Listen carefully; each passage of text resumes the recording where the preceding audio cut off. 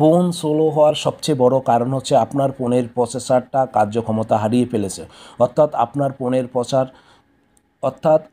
ফোনের প্রসেসর যতটুকু প্রেসার নিতে পারে তার চেয়ে বেশি প্রেসার দিয়ে ফেলেছেন। সো বন্ধুরা, আজকে আমি দেখিয়ে দিব আপনাদের ফোনের প্রসেসরকে বেশি প্রেসার দেওয়ার পরেও ফোনটি কিভাবে সুপার ফাস্ট কাজ করে। তাই চলুন দেখিয়ে দিচ্ছি। তার আগে আমার পেজটি ফলো দিয়ে রাখতে পারেন, কারণ এরকম ইম্পর্টেন্ট ভিডিও পেতে ভিডিওটি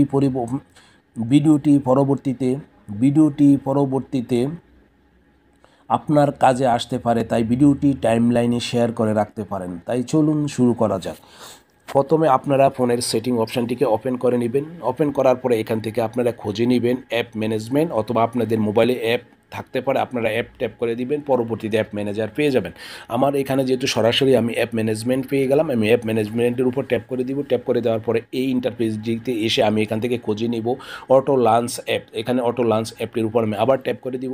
ট্যাপ করে দেওয়ার পরে দেখেন আমি যতগুলো অ্যাপ্লিকেশন ব্যবহার করি, এই সবগুলো অ্যাপ্লিকেশন হয়তো বা আপনাদের মোবাইলে এইরকম এনেবল থাকতে পারে। আমি নিচের এই অ্যাপ্লিকেশনটিকে ডিজেবল করে রেখেছি, আপনাদের মোবাইলে এগুলা কিন্তু এনেবল থাকতে পারে। আর এখানে দেখেন লেখা আছে auto launch in background alert, অর্থাৎ আপনি অ্যাপটি লগ ইন করে ব্যবহার করার সময় অ্যাপটি যেমন রানিং থাকে তেমন অ্যাপটি ব্যবহার করে বের হয়ে গেলেও তেমন রানিং থাকে, যার কারণে ফোনের প্রসেসর ধারণ ক্ষমতা হারিয়ে ফেলে এবং ফোনের প্রসেসরের উপর অনেক প্রেশার পড়ে।